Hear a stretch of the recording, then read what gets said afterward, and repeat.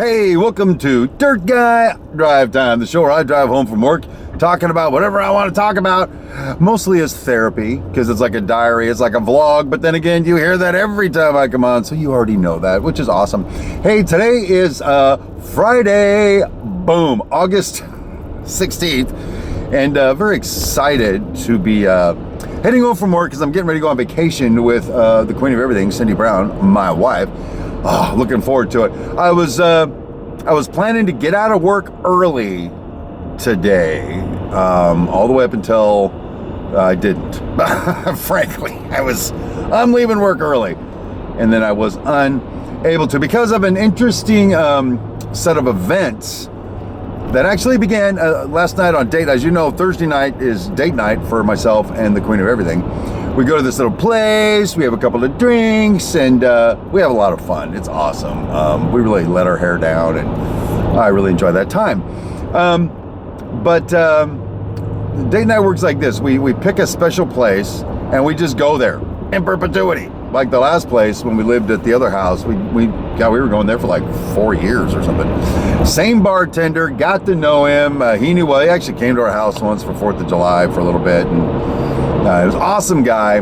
How's your day? How's your day? How are things going? How's your mom? That kind of thing, right? That's what a bartender's supposed to do, unless it's this place that we've been going to, and I'll tell you right now, it's called the Black Horse Tavern in Norco. All right, Norco, California. I will never, ever go there again. Never. Here's why. We've been going there for about 6 months, and we set up at the bar. Been trying to chum it up a little bit with the bartender chick, and she's just a cold fish. She really is. She doesn't smile, didn't crack up at any of my stupid jokes or nothing. And we've introduced ourselves, given her our name a couple of times. Still won't call us by name. She knows our order. Usual, you want this, you want that. So it's like, whatever. We don't go there to hang out with you, I guess. We go there to hang out. And so last night, after she brought our first drink, it took her for freaking ever to come back and see what we wanted to eat. We're not in a hurry. It's date night. At the end of this episode, we asked for our bill. Give me the bill. And she sort of gestured like she heard us. Okay. And then proceeded to spend about 15 freaking minutes doing something else. And finally, I waved to get her attention because she never came back down to where we were. And I held up the little glass with a smile on my face that's got my credit card in it. She does this. She goes, kind of got a few things going right now. Are you fucking kidding me? I've been going there 6 months on Thursday nights. I tip 20%. We are not a pain in the ass, obnoxious couple. We're very pleasant. And then you're going to give me attitude? Chica? I don't think so. So I signed a check and left. I told Cindy Brown, we're never going back there again. I don't need to be treated that way. So I was in kind of I'm going to mess somebody up mood. I'm going to get a pine cone and insert it somewhere. That's what I was, baby. Yeah, whatever. I've been drinking, you know.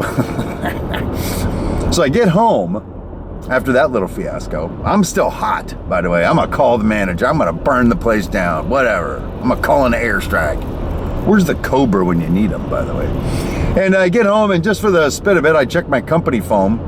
I have a text there from my general super-duper intendant. He says that my assistant superintendent, who is like my right-hand man, he's fire and forget. He's working on crap that I don't even know he's working on. I just know it gets done, and that's okay with me. He says, the big boss, the guy that owns our company, wants him at his house tomorrow to, I don't know, fix a light switch or some crap. Seriously? I'm running 3 hotels. I am understaffed as it is. I've got a guy who the presumption is he's going to be there tomorrow. And Big Boss wants him to come do some little chingadera at his house. 3 hours from the job site. I lost my shit. I sent a text back going, are you freaking kidding me? I'm understaffed as it is. He is the guy I lean on. I've got 2 laborers working there for him, and I don't even know what they're working on. I went off. And then he said something, sorry, bro, or something. I said, and I sent him a text back saying, We will talk about this tomorrow after I cool down. Okay. So that was my evening, right? So I went to bed pissed off at the chica behind the bar and the company I work for. Pissed off. I was nuclear, baby. Not nuclear. It's nuclear. Say it right. Get it right. All right, so anyway, that's a big preamble. There's more to the story, by the way, all right? And it gets kind of fun here. This is where we hit like the crescendo of the story. A little background. About 5 years ago, my general super-duper-intendent was just a super-duper-intendent, and I was a subcontractor working for him. And he called me one day and said, hey, where are your light fixtures for the job? I said, they're in my bin. He said, well, I'm standing at your bin and it's empty. There's nothing in it. And I was like, haha, sure. And he goes, dude, I'm telling you, I'm standing here. There's nothing in your bin. You did put a lock on it, right? That's the key component. He'd been telling us to put a lock on our bin for a while, and my sons who worked for me were supposed to go buy one, and they never did. That's the key component. He says, well, they're gone. And I lost it because it was $180,000 worth of light fixtures. And where am I going to get the money to replace them? And I need them now. We're getting ready to install them. I was freaking out. I called the manufacturer. I called my salesman.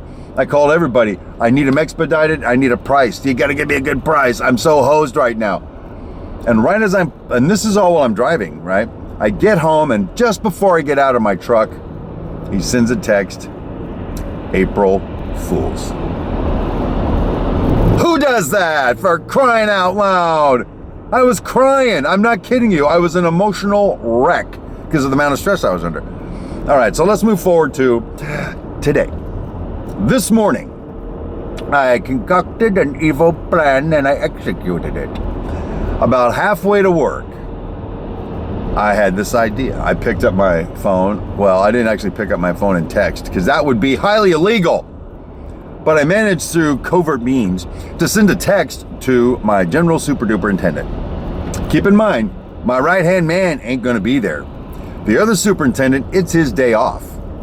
Our project engineer will be there. Keep all that in mind. I sent him a text. I said, hey, bro, I feel like shit. I'm not going to be able to go into work today. But the project engineer is there, so it's probably okay. Meanwhile, I'm halfway to work. And he sends back a text, hey, I hope you feel better. I'll head out there. Now, he's down near Oceanside. That's like 2.5, 3 hours from the job. Don't worry about it. I'll head down there. I'm such an evil bastard. So I waited about 20 minutes. And I sent it back a text going, no need, I'm not really sick. I'll be at the job in 20 minutes.